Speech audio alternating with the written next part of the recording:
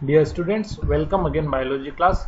तो आज हम देखने वाले हैं पोस्ट फर्टिलाइजेशन, यानी कि फर्टिलाइजेशन के बाद होने वाली प्रोसेस।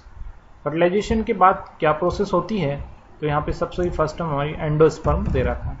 एंडोस्पर्म हमने देखा था कि जब जो है डबल फर्टिलाइजेशन हुआ था, यानी ट्रिपल फ्यूजन हुआ था, जब एंडोस्पर्म बना था, वही एंडोस्पर्म यहाँ पर है। Endosperm development precedes the embryo development why, यानी कि ये क्वेश्चन यहाँ पर आपसे पूछा गया है कि एंडोस्पर्म का डेवलपमेंट एम्ब्रियो डेवलपमेंट की जैसा क्यों होता है।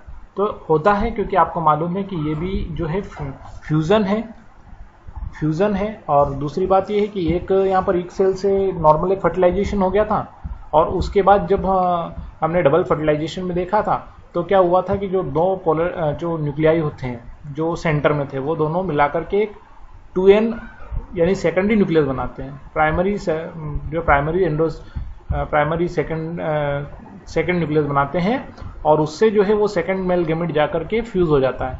तो एक्चुअल में ये जो है एम्ब्रियो डेवलपमेंट के जैसा ही है। एंडोस्पर्म का डेवलपमेंट भी एम्ब्रियो डेवलपमेंट के जैसा ही होता है। इस एक्चुअल में इसमें होता क्या है, the primary endosperm cell divides, यानी कि जो प्राइमरी एंडोस्पर्म होती है उनकी सेल जो है रिपीटली डिवाइड्स होती है, यानी कि वो डिवाइड होती रहती है, ठीक है ना। और एक ट्रिपलोइड एंडोस्पर्म टिश्यू को बनाने का काम करती है, रिपीटली डिवाइड होती है और ट्रिपल एंडोस्पर्म टिश्यू को बनाती है। The cell of this tissue are filled with reserve food materials and are used for the nutrition the development of embryo. तो यहाँ पर इन टिश्यू के अंदर, इन सेल के अंदर, इन टिश्यू के अंदर जो ये फील्ड रहती है, भरी रहती है, किससे?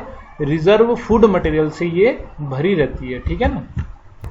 और इसी का जो है जो एम्ब्रियो है वो यूज करता है, क्योंकि मैंने आपको पहले ही बता दिया था कि एंडोस्पर्म क्या करेगा, जो भ्रूण है, जो एम्ब्रियो है, उसको डेवलप करवाने का काम करेगा, यानी कि उसको न्यूट्रिशन प्रोवाइड करवाएगा। तो न्यूट्रिशन प्रोवाइड ही हो रहा है यहाँ पर, क्योंकि जो है वो टिश्यू फील्ड है रिजर्व फूड मटेरियल से, और जो है इससे common type of endosperm development, यानी कि यहाँ पर जो है एम्ब्रियो डेवलपिंग ऑफ एम्ब्रियो, यानी कि उसी न्यूट्रिशन से एम्ब्रियो का डेवलपमेंट होता है। The most common type of endosperm development.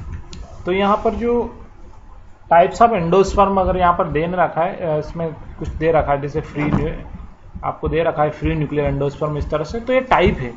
तो क्या होता है कि जो टाइप्स ऑफ एंडोस्पर्म, यानी कि जो एंडोस्पर्म के टाइप होते हैं, तो एंडोस्पर्म के टाइप यहाँ पर जो है मेनली 3 टाइप्स के होते हैं। एक होता है आपका फ्री न्यूक्लियर एंडोस्पर्म, एक होता है आपका सेल्यूलर एंडोस्पर्म, और एक होता है आपका helobial endosperm.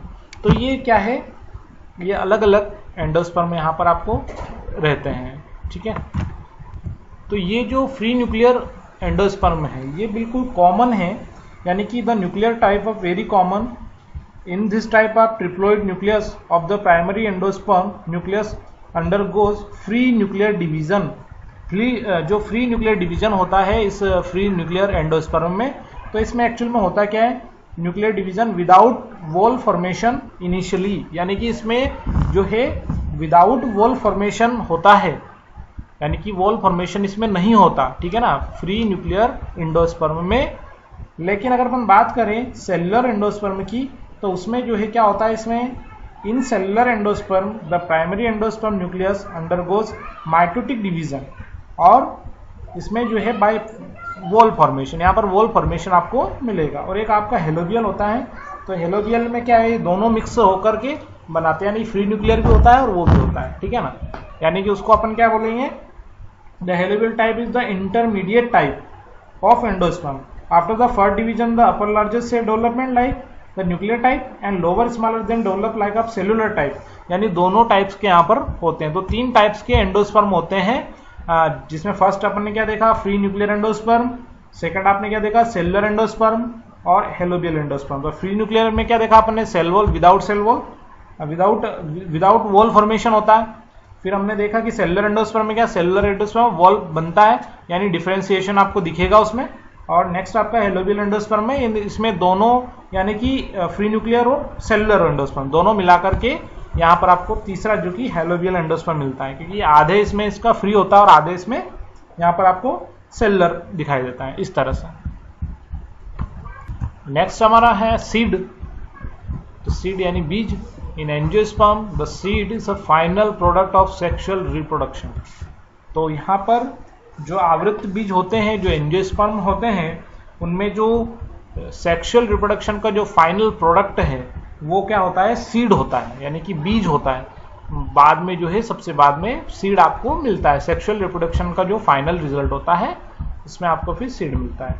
It is the often described as the fertilised ovule, seed are the form inside fruits. यहाँ पर इसको एक जो है अपन क्या बोलेंगे, यहाँ पर फर्टिलाइज्ड ओव्यूल बोलेंगे, और इस जो सीड होते हैं वो इनसाइड ऑफ फ्रूट, यानी फ्रूट के अंदर जो है वो जो है होते हैं, ठीक है ना। फॉर्म किसके अंदर होंगे, वो फ्रूट के अंदर। सीड जो होते हैं वो फ्रूट के अंदर फॉर्म होते हैं। A seed typical consist of seed coat and cotyledons and a embryo axis. तो यहाँ पर आपको तो उसका एक तो कोट, यहाँ पर सीड कोट जिसको अपन बोलते हैं आवरण यानी कि, और उसके साइटोलिडोन्स आपका, और एक जो एक्सिस एम्ब्रियो एक्सिस जिसको अपन बोलते हैं, इससे मिलकर जो है ये बना होता है सीड। तो इसके स्ट्रक्चर में ये तीनों चीजें आपको देखने को मिलेगी। तो इसे हम कोटोलिडोन्स बोलते हैं, साइटोलिडोन्स नहीं बोलते हैं। कोटोलिडोन्स यहाँ पर the cotyledons of the embryo are simple structure generally thick and swollen due to the storage of food reserve. Is an a leguminous. Mature seed may be the non-albuminous and ex-albuminous. यहाँ पर क्या है कि जो leguminous के अंदर ये जो आपका कोटोलिडोन्स होता है ये थिक और स्वेलन होता है, क्योंकि ये स्टोरेज ऑफ फूड रिजर्व लगता है लेग्यूमिनस के अंदर। लेकिन अपन बात करें यहाँ पर पी और ग्राउंडनट की, तो इनके थ्रू क्या होता है कि जो एंडोस्पर्म होता है उसको कंप्लीटली कंज्यूम्ड कर लिया जाता है, ठीक है ना। तो पी और ग्राउंडनट में ये फिर नहीं पाया जाता, ठीक है। तो यहाँ पर लेकिन हम बात करें एल्बुमिनस सीड्स की, तो इनके अंदर जो है not completely used during embryo development, यानी एम्ब्रियो डेवलपमेंट के दौरान जो है एंडोस्पर्म कंप्लीटली यूज नहीं हो पाता, जैसे कि थोड़ा बहुत बच जाता है वीट मेज, तो इनमें जो है आपको कंप्लीटली यूज नहीं होता। ऐसे कैसे यहाँ पर in some seeds black pepper and beet, यहाँ पर इनमें भी जो है आपको ऐसा ही मिलता है। तो ये जो आपका ब्लैक पेपर और बीट यहाँ पर दिया हुआ है, यानी कि जो आपको यहाँ पर दे रखा है काली मिर्च और चुकंदर में जो न्यूसेलस होता है, न्यूसेलस, तो न्यूसेलस भी जो है वो भी रह जाता है, न्यूसेलस भी आपका जो है शेष रह जाता है इनके अंदर, ब्लैक पेपर और बीट के अंदर, इस तरह से। और इसे हम क्या बोलते हैं, रेसिडुअल पेरिसिस्टेंस न्यूक्लियस को क्या बोलते हैं, जो बचा हुआ अवशेष होता है उसको पेरिस्पर्म बोलते हैं, ठीक है ना, पेरिस्पर्म इसको बोलते हैं। तो यहाँ पर आप इसे थोड़ा सा ध्यान रखें, यहाँ पर कोटोलिडोन्स है, ये साइटोलिडोन्स नहीं है, बोलने में आ गया था क्योंकि का नेक्स्ट एक डोरमेंसी है। तो डोरमेंसी क्या होता है आपको मालूम है कि जब जो सीड है उसके अंदर जो है बिल्कुल मॉइस्चर नहीं होता है, बिल्कुल जो उसका मास जो होता है जो मॉइस्चर नहीं होता उसमें, यानी कि तो उस कंडीशन में वो क्या जो है जब भी उसमें से मॉइस्चर बिल्कुल जो है हो जाता है, उसके बाद में मतलब मॉइस्चर बिल्कुल भी जब सीड में नहीं बचता है, तो जो generally metabolism activity embryo slow down, यानी कि जो मेटाबॉलिज्म एक्टिविटी उसके अंदर होती है सीड के अंदर वो बिल्कुल स्लो हो जाती है। तो उस स्टेट को अपन यहाँ पर बोलते हैं इनएक्टिविटी, और उसी को बोलते हैं अपन डोरमेंसी। तो डोरमेंसी में क्या होता है, इस कंडीशन में जो सीड होता है उसमें स्प्राउट नहीं हो पाता, वो अंकुरित नहीं हो पाता, यानी अंकुरित नहीं हो पाता।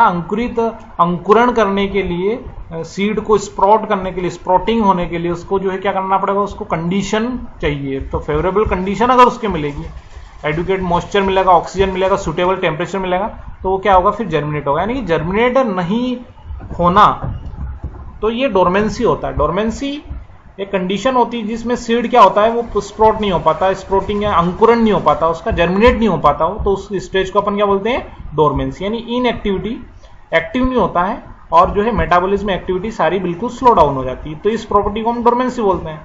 अगर डोरमेंसी, ऐसा नहीं कि डोरमेंसी हमेशा के लिए रहेगी, अगर उसको फेवरेबल कंडीशन मिलेगी और अवेलेबल, तो ये सारी ये फेवरेबल कंडीशन उसको मिलेगी तो फिर वापस से वो क्या हो जाएगा, दे जर्मिनेट, ठीक है ना, तो जर्मिनेट हो जाएगा, ठीक है।